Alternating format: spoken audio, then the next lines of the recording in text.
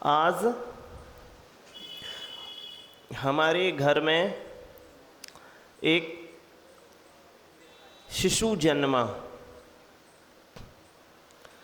और पहले दिन एक चिकित्सक को बुला के हम उसकी आँख में लगा दें लेंस। बाबूजी, हमारे घर में आज एक शिशु जन्मा और उसकी आँख में एक चिकित्सक को बुला के हम लगा दें लाल रंग के लेंस, लाल कलर के। और कल वो 10 वर्ष का होगा, 20 वर्ष का होगा, 25 और 30 वर्ष का होगा। आप गवाही दोगे अपनी अनुभूतियों के आधार से कि ये दुनिया सतरंगी है, बहुरंगी है। आप गवाही दोगे अपने उपलब्ध अनुभवों के आधार पे। बाबूजी, वो जो शिशु अब 30 वर्ष का युवा हो गया है, वो गवाही देगा कि इस दुनिया में सिवाय लालिमा के कुछ और है ही नहीं। बाबूजी, वो किसकी गवाही देगा?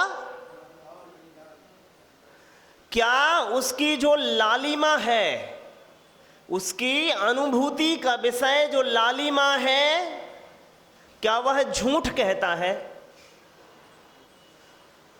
उपलब्ध अनुभवों, संचित अनुभवों के आधार पे वो बिल्कुल ठीक कह रहा है कि दुनिया में सिवाय लालिमा के कुछ है ही नहीं। लेकिन वे लोग जिनकी आंख पहले दिन दूषित नहीं की गई है, वे लोग कहेंगे कि हारे नहीं, दुनिया तो बहुरंगी है। ये लाल, पीले, हरे, नीले जो रंग देखते हो, ये मेरे आँख के अनुभूत सत्य हैं। वो कहेगा मेरी आँख का अनुभूत सत्य तो सिवाय लालिमा के कुछ है ही नहीं। बाबूजी, वो जब अपने अनुभवों के आधार पे वचन उच्चारता है तो वो झूठ नहीं बोल रहा है। बस भैया, उसे ये बोध नहीं है कि जन्म के पहले दिन उसकी आंख में दोष पैदा किया गया। नहीं ना, हम सब जो जन्मे बाबूजी, और जो हमारे बुद्धि के थोड़े से ऊपर उठ गए, ये झूठ नहीं बोलते हैं कि दुनिया में वस्तुतः उपलब्धि जैसा कुछ है नहीं। और हम भी झूठ नहीं बोलते हैं कि परिवार परम सार है। तो हुआ क्या? दोनों झूठ नहीं बोल रहे हैं। शर्त बस ये है, समझ की बात, कि हमारी आंख में दोष आ गया है पहले दिन से, और इनकी आंखों में इनकी जो बुद्धि थी वह निर्मल हो गई है। इनकी आंख का दोष जो है वो खत्म हो गया है। महाराज साहब लिखते हैं, मोहेन संव्रतम ज्ञानम स्वभावम लभते नहीं, मत्तः पुमान पदार्थानाम यथा मदन को द्रवहि। कि मोह से ढका हुआ ज्ञान वस्तु के यथार्थ स्वरूप को नहीं देख पाता है। कैसे नहीं देख पाता है बाबूजी? देखिए, मैं 2-4 गवाहियां पेश करता हूं। एक नाम आपने सुना होगा, एक नाम आपने सुना होगा, मजनू और एक लैला। तो सरदार ने मजनू को बुला के कहा कि सुनो, वो लैला जिसके पीछे तुम पड़े हो इतनी सुंदर है नहीं, और तुम्हारे चक्कर में 2 कबीलों के टकराव और सामने आ गए हैं। क्योंकि वो दूसरे कबीले की, हम दूसरे कबीले के। तो मेरी 8 लड़कियां हैं, सुंदर हैं उससे कहीं ज्यादा।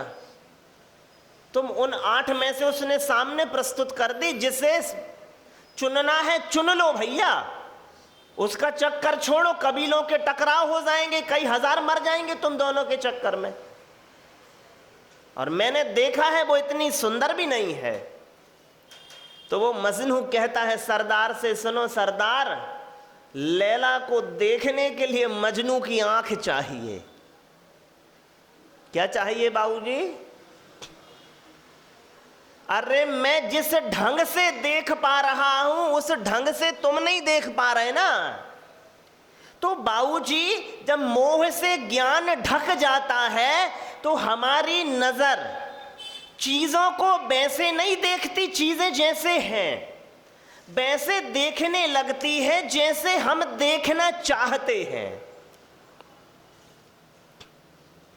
ठीक ना? 4 दिन के भूखे लड़के से मास्टर ने खड़े करते हुए कहा कि बेटे सुनाओ 2 और 2 कितने होते हैं? तो वो कहता है मास्टर जी 2 और 2 4 रोटी होती हैं। क्यों? हमारी जो नजर है वो किसी से प्रेरित है, इसीलिए गणित जो है वह ठीक नहीं बैठ पाते हैं। भाभी मां समझ रही ना? जब मोह से ढक जाता है ज्ञान, जब आप किसी चीज से बाबूजी संप्रेषित होते हैं तो चौतरफा बोई बोई बोई बोई नजर आती है। हमारी एक जानने वाली महिला मिली दिल्ली में, वो कहती हैं कि भैया जी मुझे रात बहुत बुरे सपने आते हैं, और सपने ये आते हैं कि मेरी जो सास थी वो रात में मुझसे सपनों में आके भोजन मांगती है। हालांकि वो जल की भी त्यागी थी रात में। मैंने कहा सुनो, वो पूछ रही कि भैया जी उनकी गति क्या हुई होगी? हमने कहा वो उनकी गति नहीं है, वो तुम्हारी गति है, क्योंकि हमने तुम्हारी सास से एक बार चर्चा की थी तो वो बता रही थी कि मेरे बच्चे भोजन का प्रबंध उत्तम नहीं करते, तो ये तुम्हारी गिल्टी है जो तुम्हारे सपनों में आ रही है। उससे सास से कोई लेना देना है ही नहीं, वो सारा का सारा तुमसे। और बाबूजी अंततः वो धीरे धीरे स्वीकार कर गई कि बात ठीक कहते हो आप, कि ये मेरी भाव है कि मैंने अपनी मरती हुई सास को भोजन ठीक नहीं दिया, इसलिए वो मेरे सपने में आके मांग रही है। तो हमारी बुद्धि में हमारे ज्ञान जैसे प्रभावित है, मोह से ढका हुआ ज्ञान तत्व का निर्णय नहीं कर पाता है। कैसे नहीं कर पाता है? जैसे आज का सूत्र है सत शद सतोर विशेषाद्य द्रक्ष्योपलब्धे रुन्मत्तवत,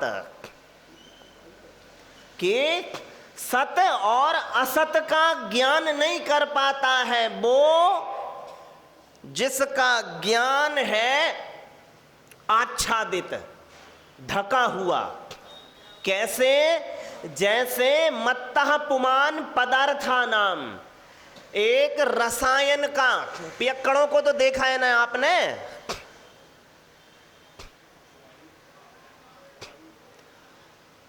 एक रसायन का कोई सेवन कर लेबे, गांजा है, चरस है, मारिजुआना है, अफीम है, जो भी कोकीन, शराब, तो बे बोध भूल जाते हैं कि जे मम्मी है, कि जे पत्नी है, कि जे दीदी है।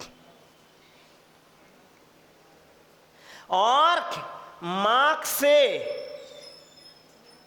के व्यवहार वो पत्नियों के प्रति भी करने लगते हैं और बहनों के प्रति भी करने लगते हैं, और पत्नियों के व्यवहार माँओं के और बहनों के प्रति करने लगते हैं। हो सकता है पत्नी के प्रति भी करे। तो वो जो व्यवहार है वो बुद्धि ने, मोहग्रस्त है बुद्धि, तो नाना प्रकार के बहुरंगी व्यवहार देखने में आते हैं। बाबूजी एक और प्रश्न है। मास्टर जी ने बच्चे को खड़ा किया माँ, और विकल्प के तौर पे उत्तर दिए 2 और 2 4 होते हैं या 5 होते हैं। सभी गुजरे हैं इस स्थिति से।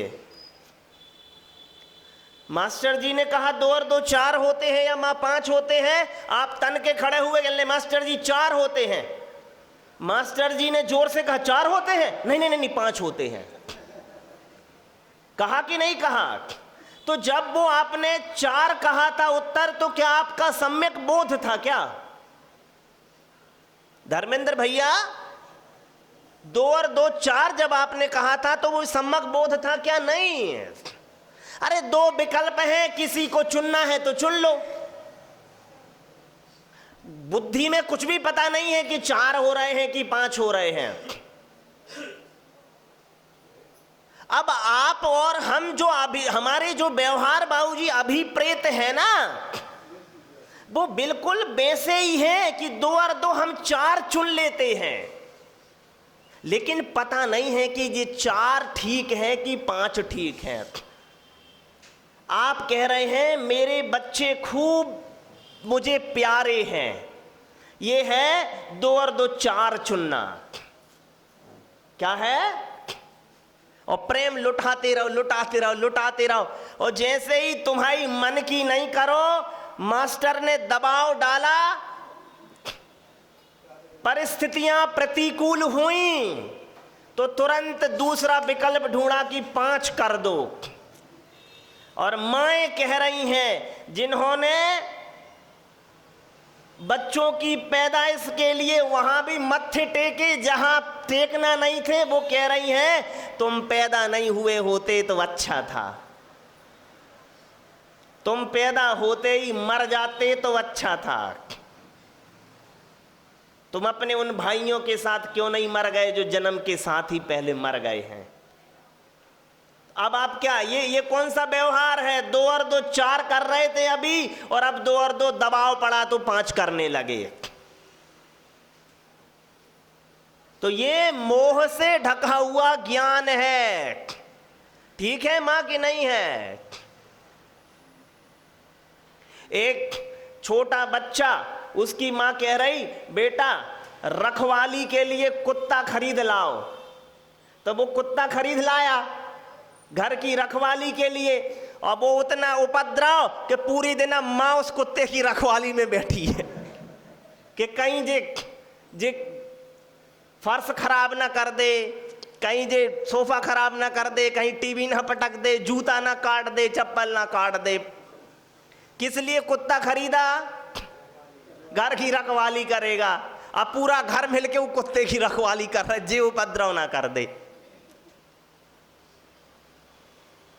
तो मां ये क्या है? महाराज साहब कह रहे सत और असत का बोध नहीं होता है। क्यों नहीं होता है? क्योंकि मोह से ढका हुआ ज्ञान है। और उदाहरण और दे सकता हूं मैं आपके चरित्र को धूमिल करने के लिए। हमारा जो स्थापित चरित्र है, ऐसे उदाहरणों से वो धूमिल ही रो रहा, मलिया मेट हुआ जा रहा है कि मैं और मोह से ढका हुआ आदमी। अरे आपकी परिचर्या जो है वो तो यही बता रही है कि मोह से नहीं, महामोह से ढके हुए हो। किससे? महामोह से। बस बाबूजी तुक्के लगाए चले जा रहे हैं। तो जीवन में जितना समय व्यवस्था दिखती है जीवन में मां, जो समय आपके व्यवस्था सा दिखता है, सही चल रहा है, वो भी तुक्के से चल रहा है। और जो गलत चल रहा है वो भी तुक्के से ही चल रहा है। एक कहावत है ना, अंधे भी तीर छोड़े तो बटेरों को लगी जाते हैं। बटेर एक पक्षी होता है, और जब दिन भर फेंकते रहो तो कहीं तो जाके लगेगा ही। तो हमारे जो व्यवस्थित व्यवहार हैं वो भी तुक्के के नतीजे हैं, और जो अव्यवस्थित व्यवहार हैं वो भी तुक्के के नतीजे हैं। बाबूजी, अगर आंख में जिस लड़के की हमने दोष पैदा किया लेंस से, तो वो दुनिया को 7 रंग से नहीं देख पाएगा, एक रंग से तो देख ही लेगा। तो एक रंग के आधार पे जीवन यापन तो कर ही लेगा ना। तो हम वही लोग हैं कि एक बस बामुश्किल जीवन यापन अब कर रहे हैं। वो स्फूर्त तत्व है बाबूजी, जो मजा है ना वो नहीं आ रहा है। एक आखिरी कहानी कहता हूं आपसे। एक अमेरिका में 48 के आसपास में एक फिल्म प्रदर्शित हुई थी,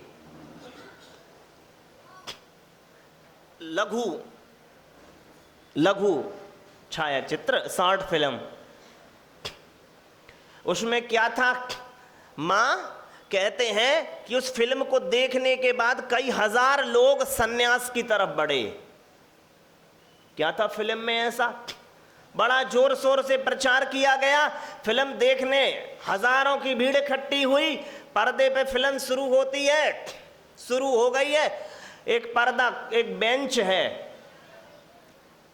पार्क में बेंच पड़ी है, पर्दे पर 2 आदमी आकर के बैठ जाते हैं, चुप हैं बिल्कुल, ना जेस से बोल रहा ना उससे बोल रहा। फिल्म चल रही है अभी।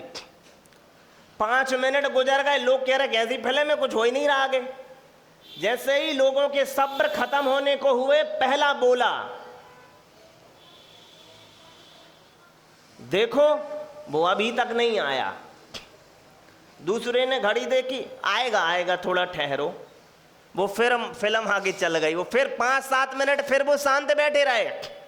इधर लोगों का सब्र टूटा। जो ऐसी फिल्में भी होती हैं संसार में। और दूसरा, पहला जो है वो जोर से घड़ी देखो मैंने कहा था वो नहीं आया, अभी तक नहीं आया।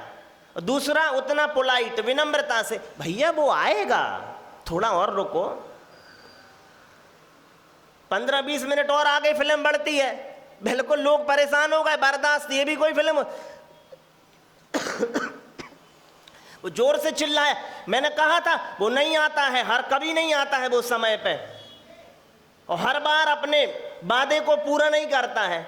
दूसरा कह रहा, भैया आज तक तो उसने अपना कोई वादा तोड़ा नहीं है, आज भी नहीं तोड़ेगा, थोड़ा और रुक जाओ। बामुश्किल पे फिर उसने पहले, दूसरे ने बामुश्किल दूसरे को पहले को बिठा के रखा। 5-7 मिनट और फिल्म चली, लोग इधर परेशान हो गए। और जैसे ही वो आखिरी संवाद था, वो घड़ी देखते कहता है, मैं कहता हूं वो कभी अपना वादा पूरा नहीं करता है, आज भी नहीं किया, ना आएगा वो, अब मैं तो जा रहा हूं। और वो पीछे चल देता है। वो पीछे उसको मनाने का, अरे भैया रुको रुको, वो जरूर आएगा। और वो दोनों चल दिए, फिल्म खत्म हो गई। लोग कह रहे ये कैसी फिल्म है? पीछे से मैसेज आ रहा है फिल्म का, आप किसकी प्रतीक्षा में बैठे हुए लोग हैं? आपके जीवन में जो भी उत्तम आना था वो आ गया कि नहीं आ गया, बताइए। अरे उत्तम माता पिता मिल गए। बाबूजी आप ही बताओ, वरिष्ठ आप ही हो यहाँ, हालांकि ये ज्यादा वरिष्ठ हैं। आपके लिए उत्तम शिक्षा आई, आपके जीवन में आई कि नहीं आई? उत्तम आपकी संगिनी आई, उत्तम संतान आपके जीवन में आई, उत्तम व्यापार आया आपके जीवन में। अब किसकी प्रतीक्षा में बैठे हुए लोग हैं आप कौन आने वाला है आपके जीवन में, बताइए। अब बस मरने की प्रतीक्षा में बैठे हुए लोग हैं कि बस मौत आए और निपटे। देखिए क्या है बाबूजी, जब आपको आने की आशा थी तो उत्साह था सबके जीवन में। जब तक बच्चे नहीं आए थे तो कितना उत्साह था। अब विकल्प के तौर पे आशा के रूप में अब क्या है आपके पास में जिससे उत्साह बना रहे, बताइए। सब कुछ आ गया कि नहीं आ गया? तो अब मूल तत्बोध नहीं आया है, होने का बोध नहीं आया है बाबूजी, कि आखिर जिसके जीवन में ये सब आए,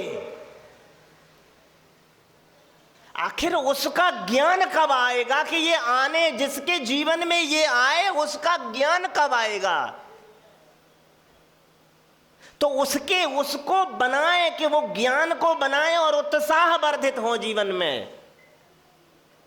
और आप जो नहीं हो रहे हैं उसका एक कारण है, जो सूत्र है कि सत और असत का बोध वैसे ही नहीं हमें होता है जैसे उन्मत्त पुरुष को, पागल पुरुष को अच्छे और बुरे का बोध नहीं होता है। शिशु नोटों की गड्डियां भी चूल्हे में फेंक देते हैं क्योंकि बोध नहीं है, पागल भी फेंक देते हैं। तो हमें भी मोह से ढका हुआ ज्ञान है तो सत और असत का बोध नहीं है। ये तो बस तुक्के का चुनाव है। व्यवस्थित जीवन एक तुक्के का चुनाव है और अव्यवस्थित जीवन दूसरे तुक्के का चुनाव है। तो दोनों हम डिलेमा में घूमते रहते हैं। कभी पेंडुलम अच्छा होता है और कभी पेंडुलम बुरा हो जाता है। ऐसा जीवन आदर्श नहीं माना जाएगा। बोलिए श्री पारसनाथ भगवान की जय।